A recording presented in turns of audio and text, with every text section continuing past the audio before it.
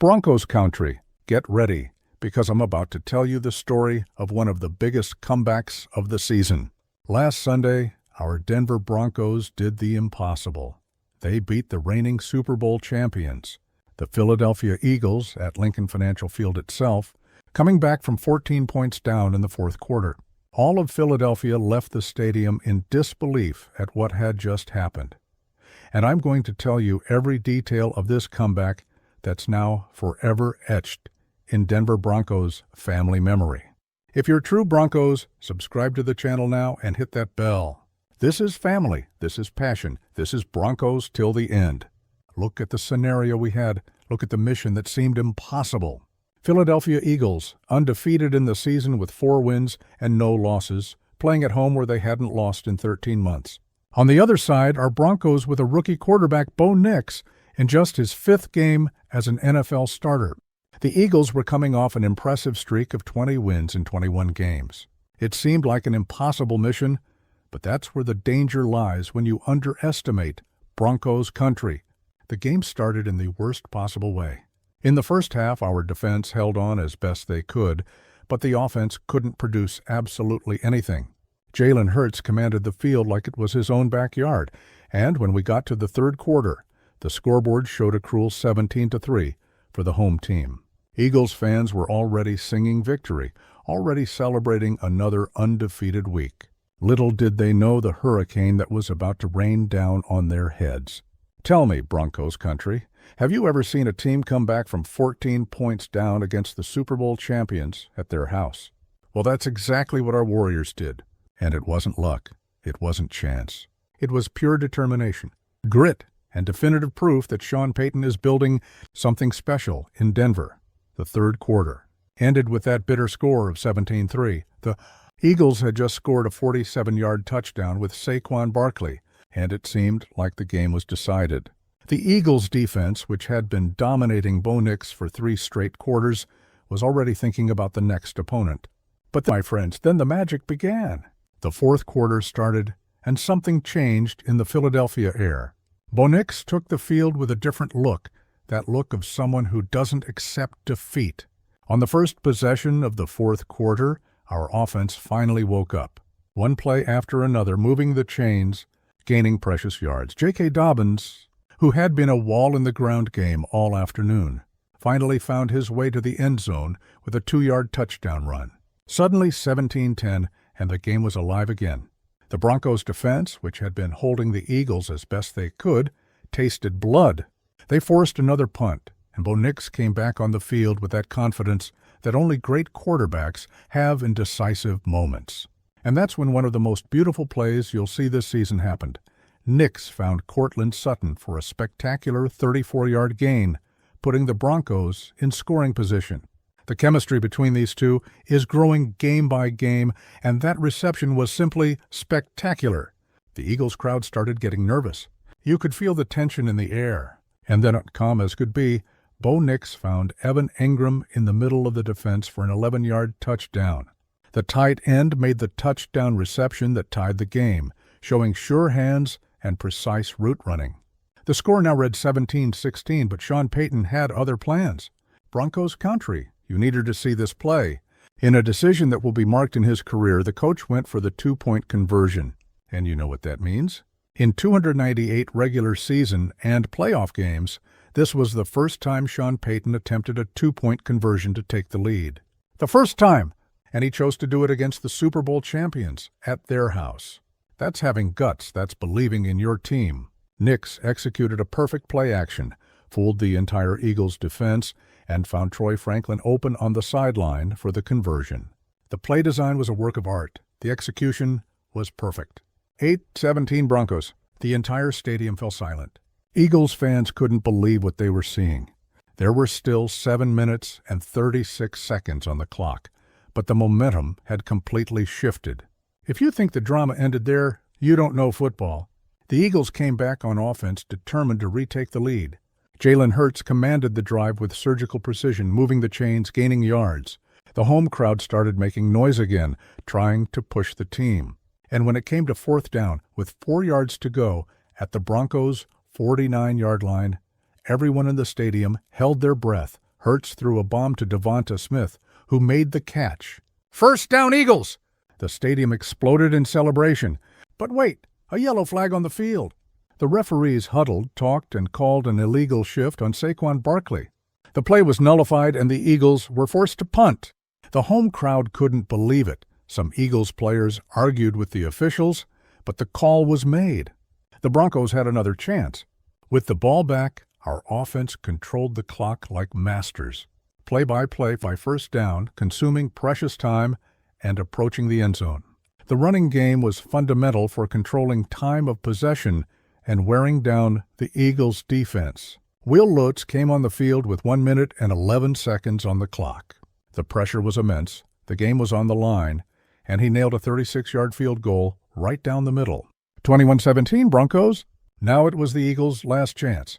Jalen Hurts had just over a minute to go the length of the field and save the game. The crowd screamed, tried to push the team. The noise was deafening, but our defense was possessed. Every play was contested. Every yard was fought for with blood in their eyes.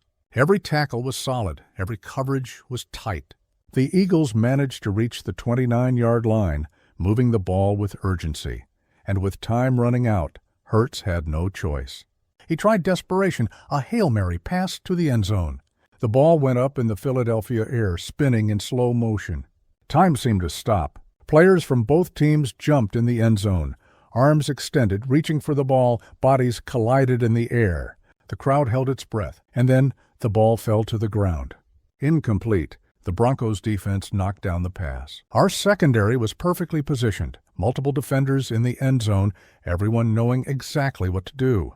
Game over. Denver Broncos 21, Philadelphia Eagles 17.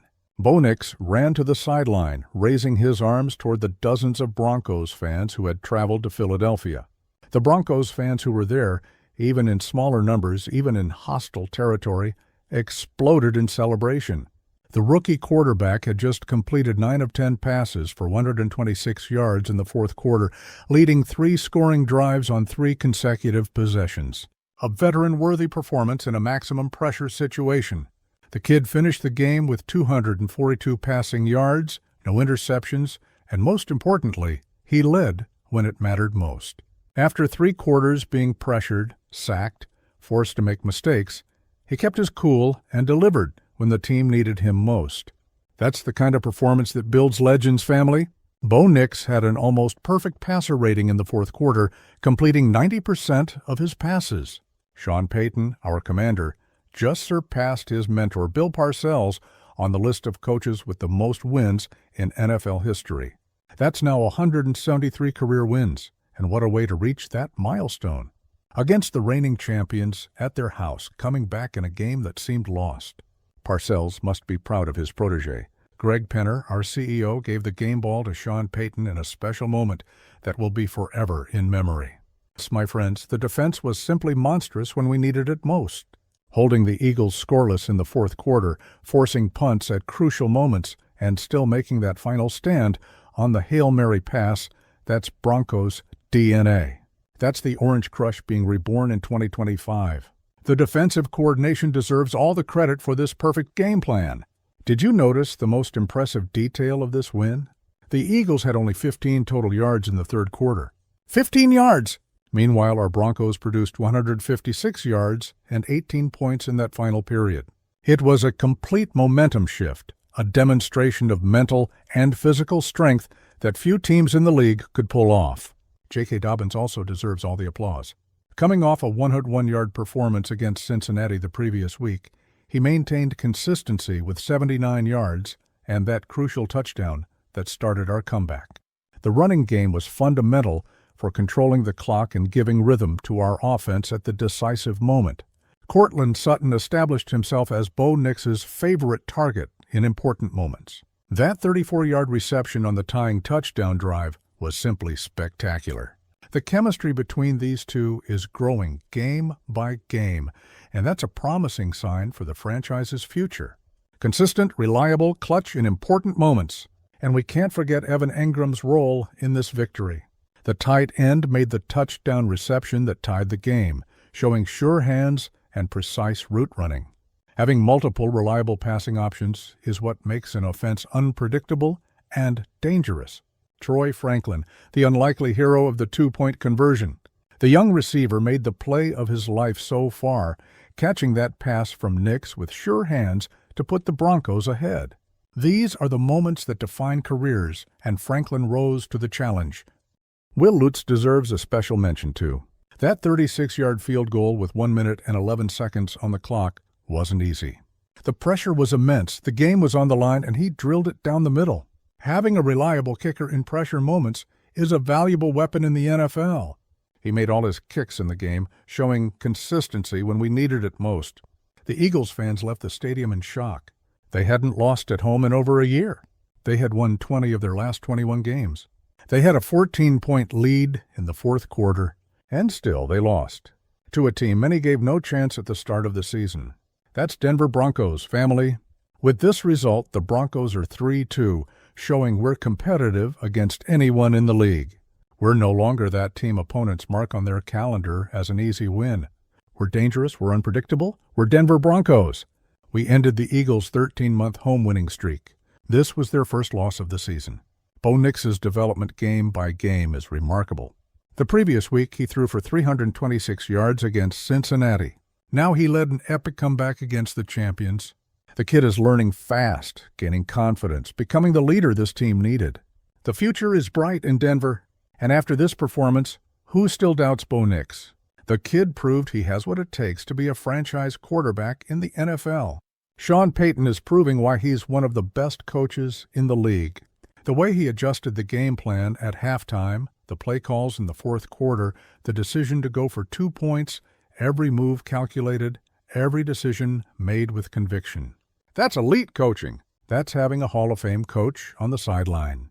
The psychological impact of this win can't be underestimated. Beating the reigning champions at their house, coming back in a game that seemed lost, that changes a team's mindset. The players now know they can compete with anyone, that they can win in any situation. That's building a winning culture. The message to the rest of the league is clear. The Denver Broncos are no longer a punching bag. We came to fight. We came to compete. And we have the talent and coaching to beat anyone, anywhere, anytime. The entire NFL is on alert now. The Denver Broncos are back. Talk to me, Broncos Country. Did you feel that taste of victory on the other side of the screen? Because I'm sure many of you jumped off the couch when Nix connected with Franklin on the 2-point conversion. Comment below where you were watching this epic game, and what moment made you scream the loudest. And now, Broncos Country? Now we're going to London. That's right. Next week, we face the New York Jets on British soil.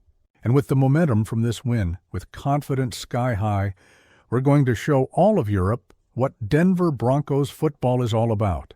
The Jets better get ready, because we're taking this energy, this grit, this winning spirit across the Atlantic. This win also sends an important message to free agents and future draft picks. Denver is a place where you can come and compete for championships. We have the coaching, we have the quarterback, we have the winning culture. The future is bright in the Mile-High City. Broncos Country, this win is yours too. The tireless support, the unwavering passion, the faith even in difficult moments. You are the 12th player. You make the difference. This team plays for you, and wins like this are for you. The fans who traveled to Philadelphia deserve all the recognition. Even in smaller numbers, even in hostile territory, they made noise, supported the team, and in the end could celebrate. And let's remember the absurd numbers. 18 points in the fourth quarter, 456 yards of offense, 3 scoring drives on 3 consecutive possessions, 0 points allowed for the Eagles in the final quarter. These numbers are historic. They're Denver Broncos showing their strength when it matters most. What impresses me is that we did all this with a relatively young team. Many of these players are just starting their careers, and they're already putting up this kind of performance in big games. The maturity of this young team is impressive. Many expected a team with a rookie quarterback to crumble under pressure, but no. We showed resilience, character, and the will to win. Hit that like if you're Broncos Country till you die. Share this video with all the Broncos fans, and subscribe to the channel with the bell activated, because next week there's more. London awaits us, and the show will continue. This is family, this is passion. Thanks, Denver Broncos family. This win was for you, through you, with you. Broncos Country, let's ride together toward the playoffs. Nobody stops this team. Nobody stops this family. The 2025 season can be special, and we're just getting started. Until the next video, folks, go Broncos!